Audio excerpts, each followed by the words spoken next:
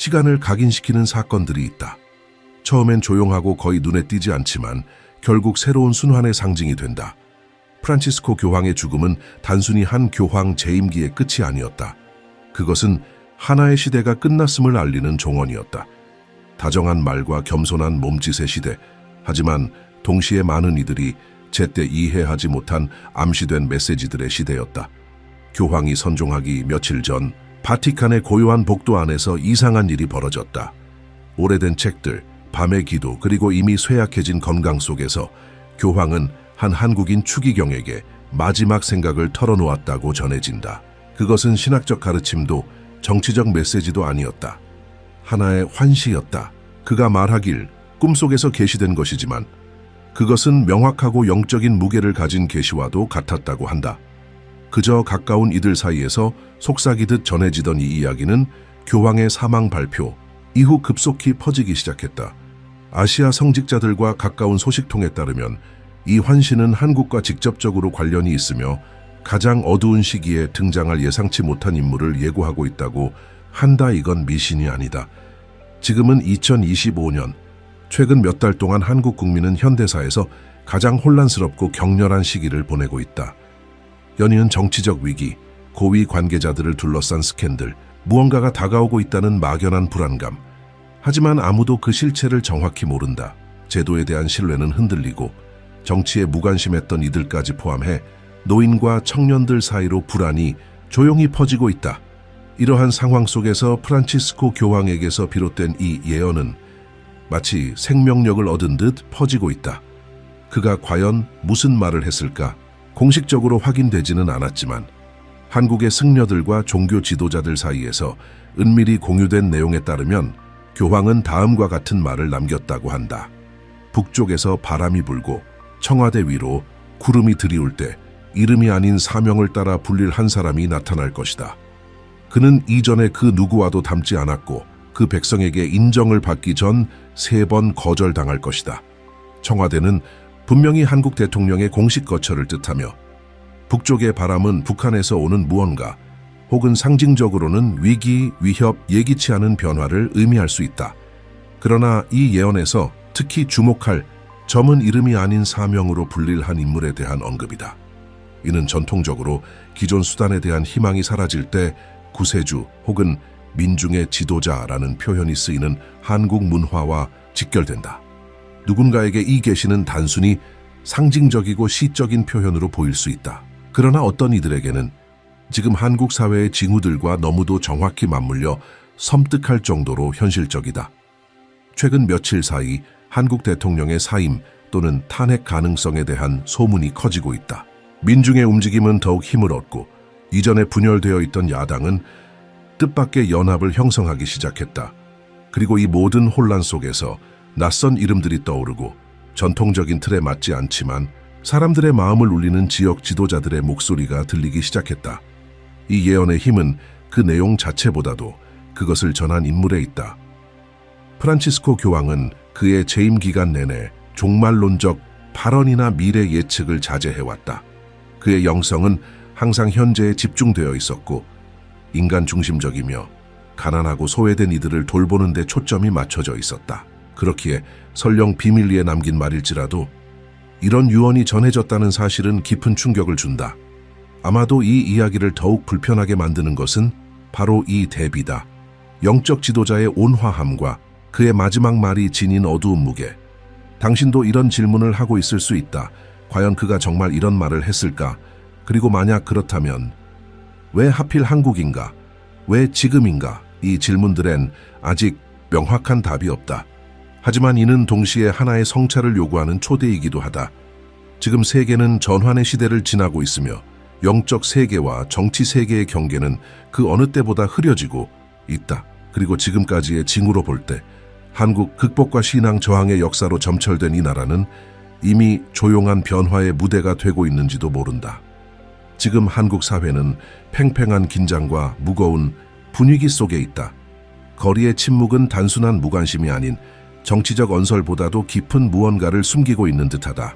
한때 국민의 신뢰를 받던 제도들은 이제 의심의 눈초리를 받고 있으며 정치적 위기는 누적되고 스캔들은 연이어 터지고 있다. 삶은 계속되지만 사람들 사이엔 무언가 곧 터질 듯한 집단적 예감이 감돌고 있다. 며칠 전 보도에 따르면 고위층 인사를 둘러싼 중대한 의혹이 제기되었다. 지금까지 자리를 굳건히 지켜온 대통령조차도 내부의 압박과 고발, 그리고 재정비 중인 야당의 포위망 속에서 흔들리고 있다. 국민은 이제 단지 해답이 아니라 의미를 찾고 있다.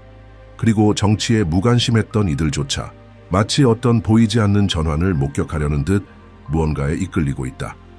프란치스코 교황이 선종 직전 남겼다는 이 예언은 이 같은 상황 속에서 점점 더 섬뜩하게 울려 퍼지고 있다. 이름이 아닌 사명으로 불릴 인물, 3번 거절당한 뒤에야 빛이 드러날 인물, 처음에는 시처럼 들리던 그 말이 이제는 점점 현실의 메아리처럼 느껴진다.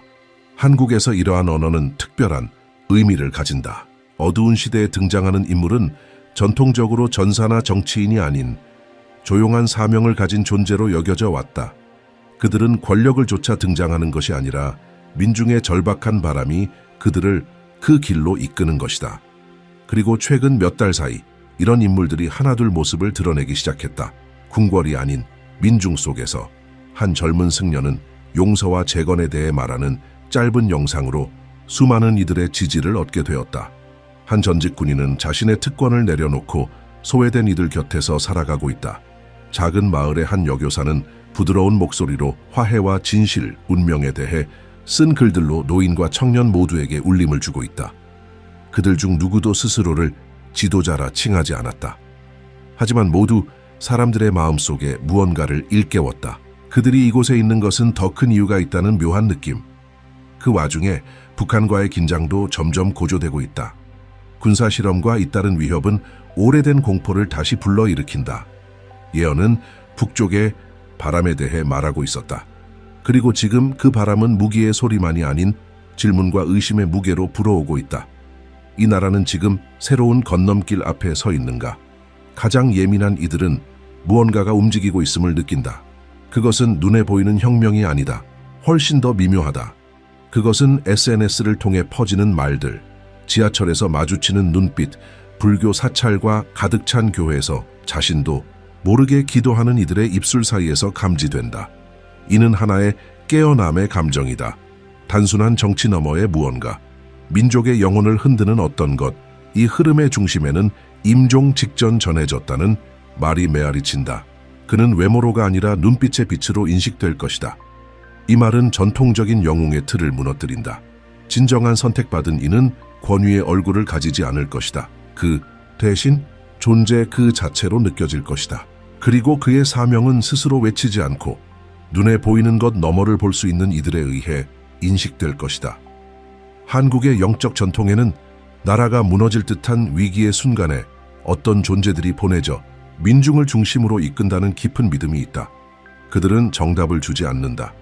그저 곁에 함께 걸으며 잊혀졌던 질문들을 다시 일깨운다. 프란치스코가 남긴 예언도 이와 같은 흐름을 따른다. 특정한 사건을 예측하기 위함이 아닌 마음을 준비시키기 위한 것이다. 이 흐름의 시작은 신문이나 권력의 연단에서 나오지 않았다. 작고 미세한 몸짓으로 평범한 사람들 사이에서 시작되었다. 절입구에서 조용한 미소로 빵을 나눠주는 할머니, 매일 아침 공공병원 앞을 쓸며 지나가는 이들에게 격려의 말을 속삭이던 청년, 그리고 시간이 지나면서 한 인물이 주목받기 시작했다. 외모 때문이 아닌 그가 지나가는 곳마다 남긴 여운 때문이었다. 그는 알려진 이름을 가진 이가 아니었다. 정치적 직책도 선언된 야망도 없었다. 그러나 그에게는 말을 멈추게 하는 무언가가 있었다. 설명할 수 없는 고요함. 그는 소박한 옷차림으로 혼자 걸었고 연설도 하지 않았다. 하지만 사람들은 그를 마주치면 마치 시간 자체가 그의 주위에서 멈춘 듯한 느낌을 받았다고 말한다. 그는 재래시장, 기차역, 도시의 가장 잊혀진 곳들에서 목격되기 시작했다. 그는 아무것도 요구하지 않았다. 다만 앞에 선 사람의 눈을 바라보았다. 그리고 그 눈빛 속에서 많은 이들이 말로는 설명할 수 없는 평화를 느꼈다고 전했다. 모든 것이 연결되어 있는 듯한 감각, 아무 말 없이도 그의 존재가 이렇게 말하는 듯했다. 당신은 혼자가 아닙니다. 곧 이야기들이 퍼지기 시작했다. 단 2분 대화를 나눈 뒤 약을 끊게 된 한 어머니의 이야기.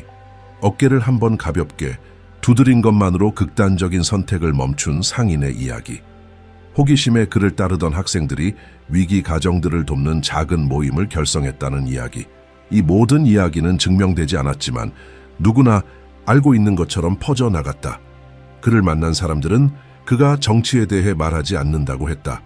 그러나 그는 언제나 더 깊은 무언가를 건드렸다. 누군가가 한국의 미래에 대해 묻자 그는 아무 말 없이 고개를 살짝 끄덕였을 뿐이었다. 마치 이렇게 말하는 듯했다. 미래는 이미 시작되었어. 당신은 그 일부야. 예언에 따르면 그는 3번 거절당할 것이라 했다. 그리고 그대로 되었다. 처음엔 그가 떠돌이로 오해받아 공공건물 앞에 앉아 있다가 시청 경비원들에게 쫓겨났다. 2번째는 아무 말도 하지 않고 단지 노인들의 이야기를 듣고 있었을 뿐인데 노인정에서 노인들을 조종하려 했다는 혐의를 받았다. 3번째는 성스러운 사원 깊은 곳에서 명상하고 있는 모습이 허가 없이 목격되어 종교 지도자들에게 사기꾼이라 불리며 위협당했다. 3번의 거절, 3개의 상처. 하지만 그는 분노로 대응하지 않았다. 조용히 물러날 뿐이었다. 그리고 이상하게도 그의 그 조용한 퇴장은 사람들 마음에 빈자리를 남겼다. 사람들은 그를 찾기 시작했다. 그리고 천천히 그의 존재는 살아있는 전설이 되어갔다. 누구도 그의 이름을 몰랐다. 어디서 왔는지도 몰랐다. 하지만 모두가 그가 존재한다는 것을 알았다. 한국은 서서히 아직 이해하지 못하는 무언가에 눈뜨기 시작했다. 분열되었던 사람들은 이제 속삭임으로 하나가 되어갔다. 많은 이들은 더 이상 변화가 위에서 오기를 기대하지 않았다. 뿌리에서, 땅에서, 정신에서 오는 것을 믿기 시작했다.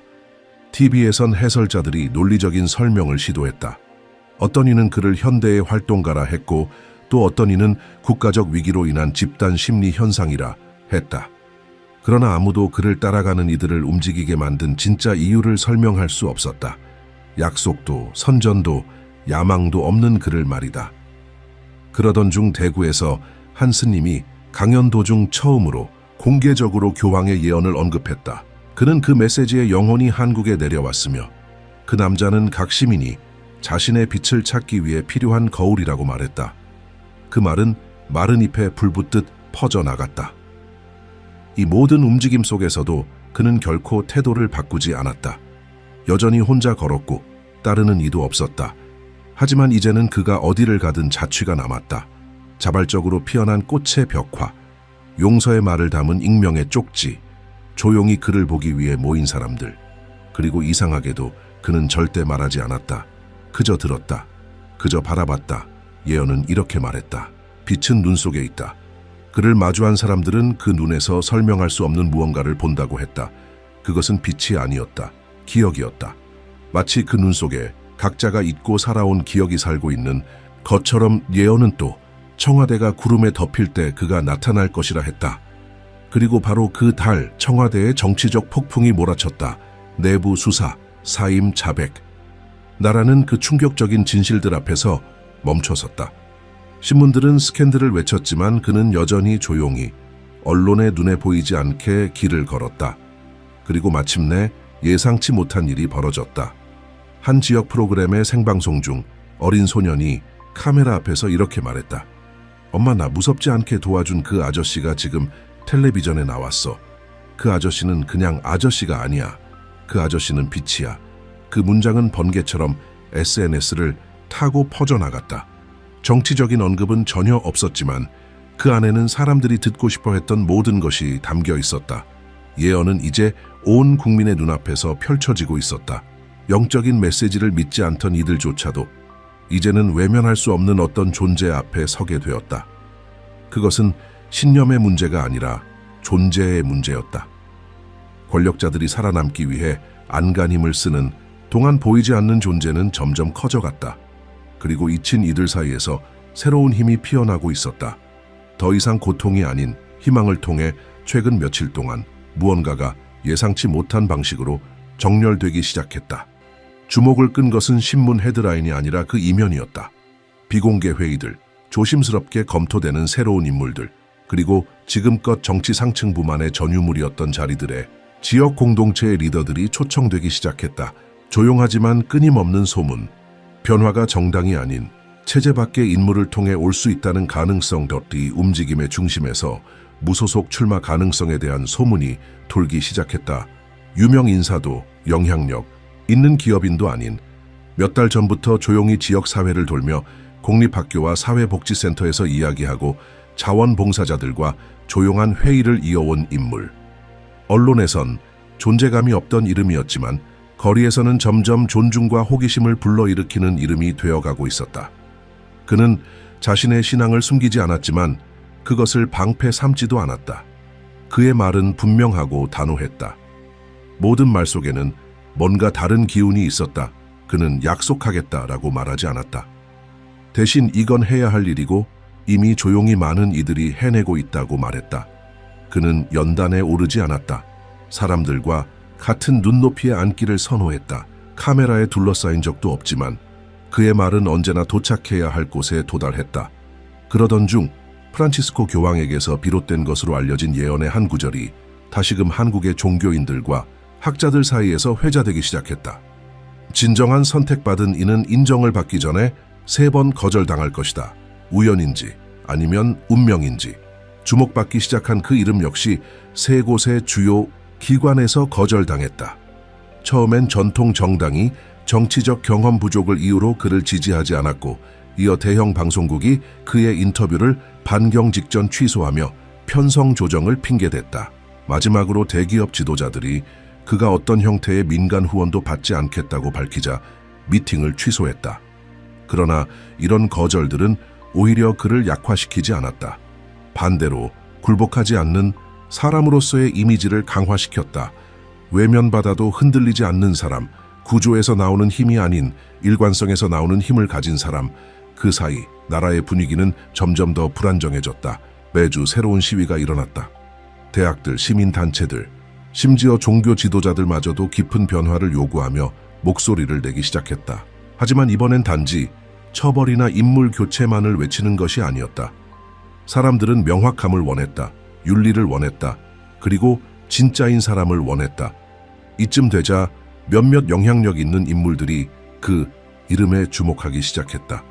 당장 지지를 보낸 건 아니었지만 신중하면서도 존중하는 자세였다. 마치 좀 더 지켜보자는 듯한 분위기였다. 서울의 한 대학 총장은 그를 비공개 강연에 초청했고 한 간호사는 자원봉사 의사들 모임에 그의 영상을 공유했다. 은퇴한 판사는 칼럼을 통해 그를 소음 속의 맑은 목소리라고 표현했다. 이런 일들만으로 그를 확고한 이름으로 만들 수는 없었다. 그러나 가능한 이름으로 만들었다. 그리고 지금 같은 시기엔 그 가능성 자체가 이미 큰 발걸음이었다. 보통 사람들이 그를 따르기 시작했다. 추종자가 아니라 동료로서. 정치에 관심 없던 이들이 이제는 카페, 교회, 지역센터에 모여 단지 그의 이야기를 듣기 위해 시간을 냈다. 음악도 박수도 없었다. 대신 경청이 있었고 변화에 대한 갈망이 있었다. 짧은 인터뷰들에서 그는 분명히 말했다. 허영심이 아닌 책임감으로 빈자리를 채울 때가 되었다고 느꼈다고. 준비된 답은 없지만 국민과 함께 답을 찾을 수 있다고. 그 말은 많은 이들의 마음에 닿았다. 그를 한국이 한 번도 가져본 적 없는 새로운 리더로 보기 시작했다. 교황 프란치스코에게서 비롯된 것으로 알려진 예언은 그가 이름이 아닌 사명으로 불릴 것이라 말했다. 그리고 바로 그 약속을 하지 않겠다는 인물 안에서 사람들은 점점 그것을 보게 되었다. 유명한 얼굴이 아니라 흔들리지 않는 태도, 이름이 아니라 목적, 물론 여전히 나라는 분열되어 있었다. 누가 새로운 말을 꺼내든 쉽게 믿지 않는 이들이 많았다. 그러나 분위기에는 분명한 변화가 있었다. 오랜만에 사람들의 대화 속에서 비판만이 아닌 희망이 함께 들리기 시작했다. 누군가는 그도 결국 똑같은 사람일 거라고 했다. 또 누군가는 정말 다르다면 오래 버티지 못할 거라 했다. 그러나 시간이 지나며 드러난 건 다른 모습이었다. 그는 돋보이려 하지 않았다. 해야 할 일을 묵묵히 하려 했다. 그 점이야말로 많은 이들에게 가장 큰 신호가 되었다. 한국은 무언가의 문턱에 있었다. 그것만은 분명했다. 이제 질문은 더 이상 새로운 리더가 등장할까가 아니라 전통적인 틀과 정치 게임 밖의 인물을 향해 국민이 용기를 낼 수 있을까였다. 이번에는 다르게 가보자고 말할 수 있을지. 그의 이름은 아직 정치 순위표에 없다. 여론조사에도 언급되지 않는다. 하지만 거리에서, 시장에서, 병원 대기실과 버스 정류장에서 그의 이야기가 퍼지고 있다. 전설로가 아니라 아무도 나서지 않을 때 필요한 일을 했던 한 사람으로서 그가 결국 나라의 가장 높은 자리에 오르지 못할지도 모른다. 어쩌면 지금처럼 여전히 사람들 사이에서 말은 적고 행동은 많은 채로 남을지도 모른다. 하지만 이미 일어난 일이 가장 중요했다. 기적을 기다리던 한국이 이제는 조용하고 일관된 진실한 행동 속에서 가치를 보기 시작했다. 그리고 그가 불러낸 변화는 바로 그것이었다. 프란치스코 교황이 남겼다고 전해지는 예언은 권력에 대한 것이 아니었다. 그것은 사명에 관한 이야기였다. 직책을 지목하지 않았고 오히려 하나의 태도를 말하고 있었다. 그리고 그의 말의 힘은 바로 그 점에 있었다. 가장 어려운 순간들이 완벽한 영웅을 요구하는 것이 아니라 준비된 사람들을 요구한다는 것을 우리에게 상기시킨다는 점. 생의 마지막 시기를 보내던 교황은 한국이 깊은 전환기를 맞이할 것을 예감했다고 전해진다. 단순한 리더십 교체가 아닌 의식의 변화, 연설만으로는 부족한 영적이면서도 사회적인 통과 의례. 그것은 진정한 용기를 요구하는 여정이었다. 국가의 현실을 진심으로 마주할 용기, 낡은 모델이 한계에 다다랐음을 인정할 용기, 아직 길이 닦이지 않은 새로운 길을 시도할 용기, 그리고 우리는 지금 바로 그 시기를 살고 있다. 한국 사회는 진짜 갈림길 앞에 서 있다. 제도 정치의 신뢰는 무너졌고 정당들은 분열되었으며 젊은 세대는 점점 더 회의적으로 변해 새로운 표현 방식을 찾고 있다. 한편 기성세대는 반복의 피로를 느끼고 있다. 마치 모든 것이 다시 제자리로 돌아오는 듯한 감각. 하지만 이 혼돈 속에서도 작은 균열이 생기고 있다. 아직 연약하지만 분명 새로운 무언가가 태어나기 시작했다는 신호들. 어쩌면 불쑥 나타난 그 남자의 진짜 역할은 대통령이나 총리가 되는 것이 아닐 수도 있다. 어쩌면 그의 역할은 이미 다 한 것일지도 모른다. 온 국민이 정치란 높은 곳에서만 이루어지는 것이 아니라는 사실을 떠올리게 한 것. 하나의 행동, 하나의 선택, 하나의 경청에서부터 시작된다는 것을 보여준 것. 에서부터 시작된다는 것을 보여준 것. 프란치스코 교황은 재임 기간 내내 기존 구조를 흔들고 가난한 이들 사이를 걷는 사람으로 기억되었다. 그는 진정한 변화는 위에서가 아닌 아래에서부터 온다는 것을 알고 있었다. 만약 그가 한국에 대해 예언을 남겼다면 그것은 이름을 예측하기 위한 것이 아니라 시선을 깨우기 위한 것이었을 것이다. 하나의 집단적 부름. 결국 진짜 구원자는 한 사람 안에 있지 않다. 진짜 구원은 한 국민 전체가 깨닫는 데 있다. 원하는 나라를 만들기 위해서는 깨끗한 손과 또렷한 눈, 그리고 변화를 기꺼이 감당하려는 마음이 필요하다는 것.